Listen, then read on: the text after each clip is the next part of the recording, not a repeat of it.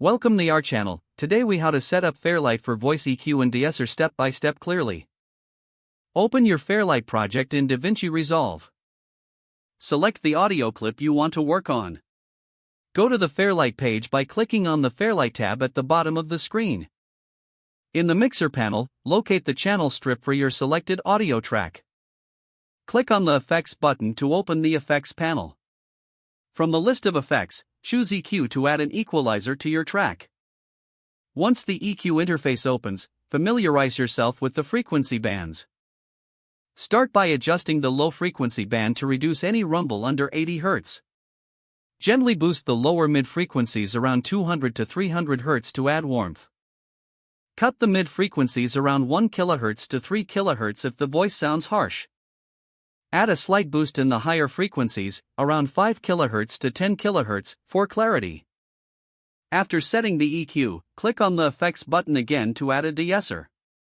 In the de-esser interface, set the frequency to between 5 kHz and 8 kHz to target sibilance. Adjust the threshold until you see the gain reduction meter responding to sibilant sounds. Fine-tune the de-essing frequency and threshold settings to achieve a natural sound. Once you are satisfied, play back the audio to assess the changes. Make any necessary adjustments to both the EQ and de-esser settings. Save your project to keep all changes. If the page does not load, refresh the browser or try again in a private or incognito window. Make sure you are using the correct email address, then retype it carefully to avoid small typos. If your password is not accepted, use the reset option and create a new strong password you can remember. Check your spam folder for verification or security emails, then complete any requested confirmation steps. Enable two-factor authentication if available to improve account security and reduce unauthorized access risk.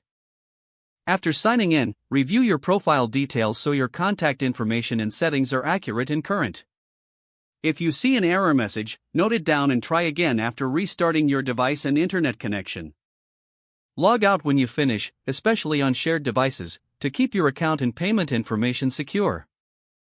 If the page does not load, refresh the browser or try again in a private or incognito window. Make sure you are using the correct email address, then retype it carefully to avoid small typos. Don't forget to like this video and subscribe to our channel for more step-by-step tech guides.